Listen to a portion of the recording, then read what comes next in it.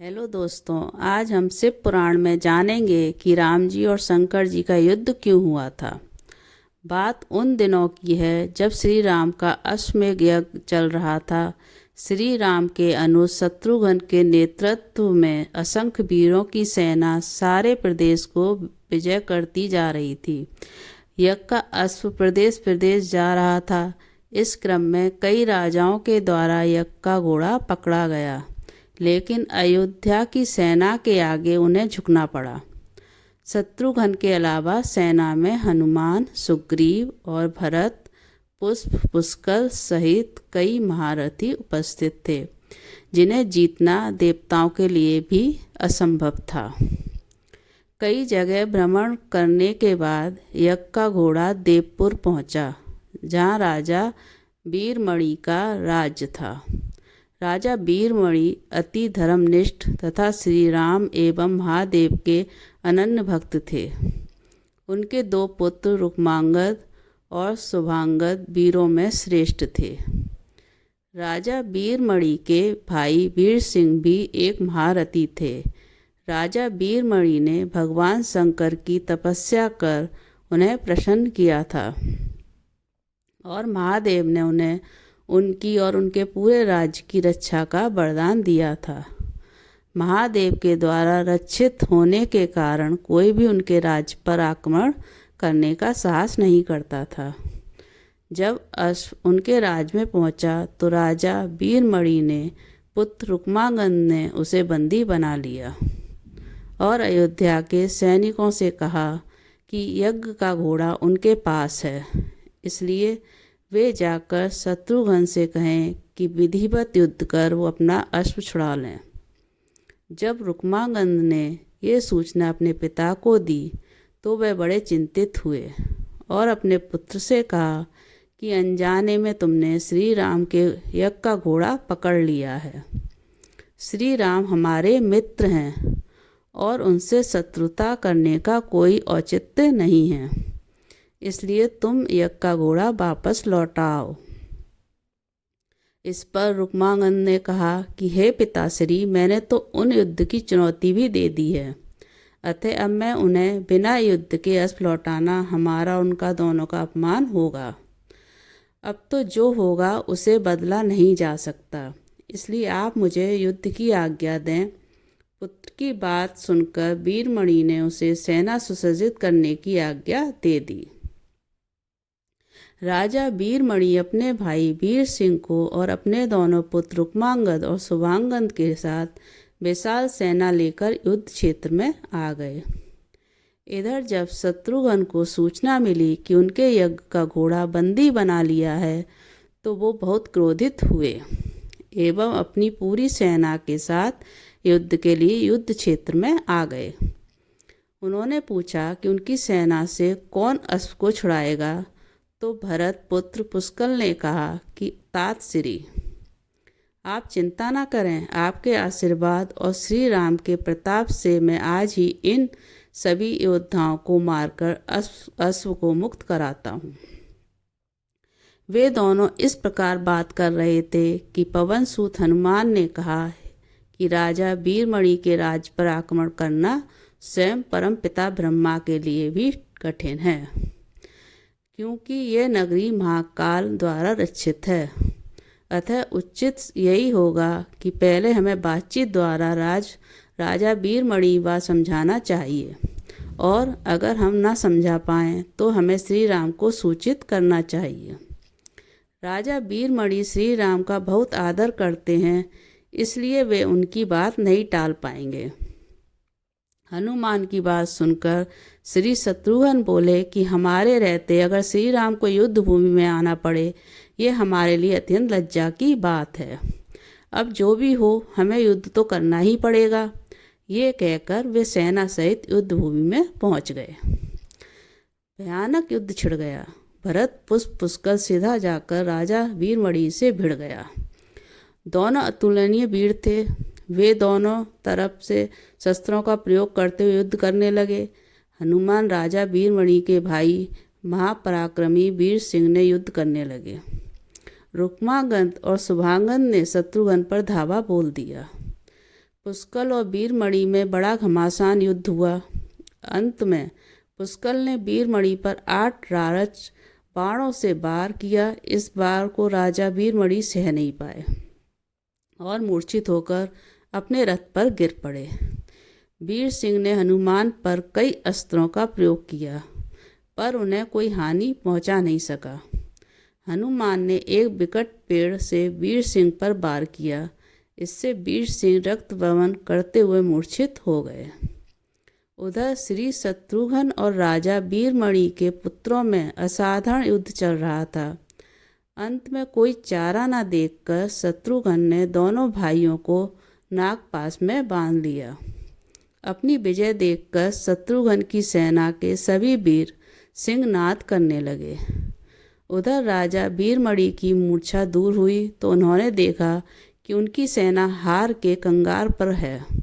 यह देखकर उन्होंने भगवान रुद्र का स्मरण किया। महादेव ने अपने भक्त को मुसीबत में जानकर वीरभद्र के नेतृत्व में नंदी भृंगी सहित सारे गणों के साथ युद्ध क्षेत्र में आ गए। महाकाल के सारे अनुचर उनकी जय जयकार करते हुए अयोध्या की सेना पर टूट पड़े। शत्रुघ्न, हनुमान और सारे लोगों को लगा कि जैसे प्रलय आ गई है। जब उन्होंने भयानक मुख वाले रुद्रावतार वीरभद्र, नंदी भृंगी सहित महादेव की सेना देखी तो सारे सैनिक भय से कांप उठे। शत्रुघ्न ने हनुमान से कहा कि जिस वीरभद्र ने बात ही बात में दक्ष प्रजापति का मस्तक काट डाला था और जो तेज और समता में स्वयं महाकाल के समान है, उसे युद्ध में कैसे हराया जा सकता है।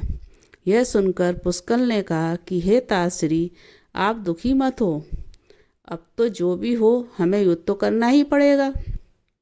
यह कहता हुआ पुष्कल वीरभद्र से, हनुमान नंदी से और शत्रुघ्न भृंगी से जा भिड़े। पुष्कल ने अपने सारे दिव्यास्त्रों का प्रयोग वीरभद्र पर कर दिया, लेकिन वीरभद्र ने बात ही बात में उसे काट कर दिया। उन्होंने पुष्कल से कहा कि हे बालक, अभी तुम्हारी आयु मृत्यु को प्राप्त होने की नहीं है, इसलिए युद्ध क्षेत्र से हट जाओ। उसी समय पुष्कल ने वीरभद्र पर शक्ति से प्रहार किया तो सीधे उनके मर्म स्थान पर जाकर लगा। इसके बाद वीरभद्र ने क्रोध से थर्राते हुए एक त्रिशूल से पुष्कल का मस्तक काट दिया और भयानक सिंहनाद किया। उधर भृंगी आदि गणों ने शत्रुघ्न पर भयानक आक्रमण कर दिया। अंत में भृंगी ने महादेव के दिए पास में शत्रुघ्न को बांध दिया। हनुमान अपनी पूरी शक्ति से नंदी से युद्ध कर रहे थे। उन दोनों ने ऐसा युद्ध किया जैसा पहले किसी ने नहीं किया था। दोनों श्री राम के भक्त थे और महादेव के तेज से उत्पन्न हुए थे। काफ़ी देर लड़ने के बाद कोई और उपाय न देखकर नंदी ने शिवास्त्र का प्रयोग कर हनुमान को पराभूत कर दिया। अयोध्या की सेना को हार देखकर राजा वीरमणि की सेना में जबरदस्त उत्साह आ गया और वह बाकी बचे सैनिकों पर टूट पड़े। यह देखकर हनुमान ने शत्रुघ्न से कहा कि मैंने आपसे पहले ही कहा था कि यह नगरी महाकाल द्वारा रक्षित है, लेकिन आपने मेरी बात नहीं मानी। अब इस संकट से बचने का उपाय बताओ कि हम सब श्री राम को याद करें। ऐसा सुनते ही सारे सैनिक शत्रुघ्न, पुष्कल एवं हनुमान सहित श्री राम को याद करने लगे। अपने भक्तों की पुकार सुनकर श्री राम तत्काल ही लक्ष्मण और भरत के साथ वहां आ गए। अपने प्रभु को आया देख सभी हर्षित हो गए एवं सबको ये विश्वास हो गया कि अब हमारी विजय निश्चित है।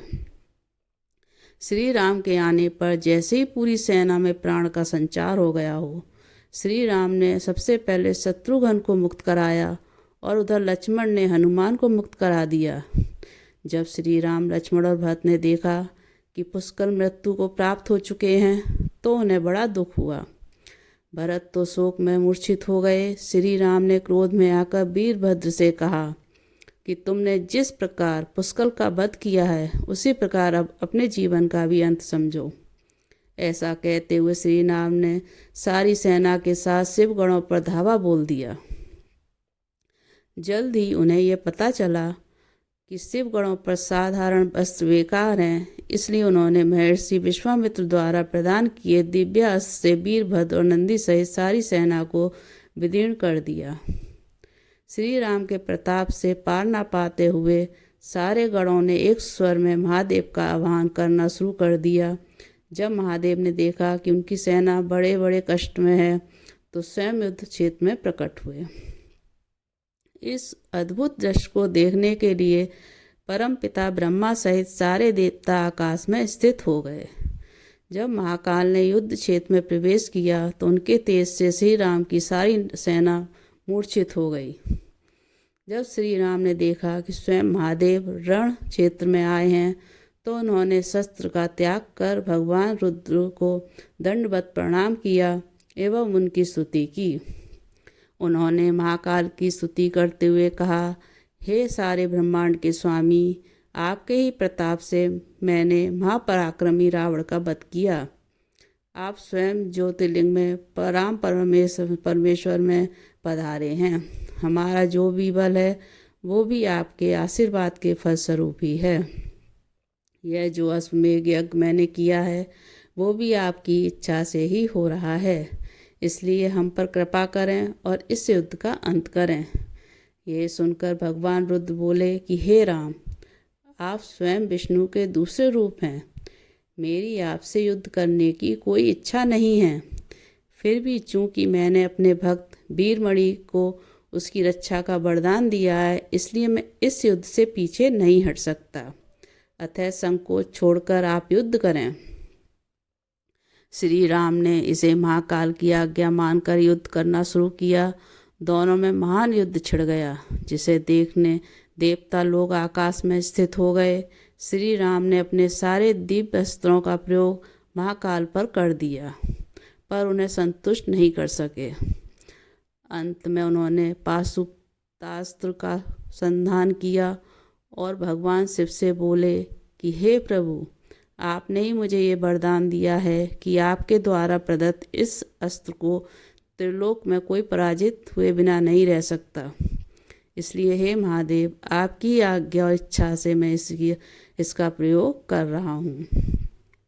ये कहते हुए श्री राम ने वो महान दिव्यास्त्र भगवान शिव पर चला दिया। वो अस्त्र सीधा महादेव के हृदय स्थल में समा गया और भगवान रुद्र इससे संतुष्ट हो गए और उन्होंने प्रसन्नतापूर्वक श्री राम से कहा कि आपने युद्ध में मुझे संतुष्ट किया है, इसलिए जो इच्छा हो वर मांग लें। इस पर श्री राम ने कहा कि हे भगवान, यह इस युद्ध क्षेत्र में भ्राता भरत के पुत्र पुष्कर के साथ असंख्य योद्धा वीरगति को प्राप्त हो गए हैं, उन्हें कृपा जीवन दान दीजिए।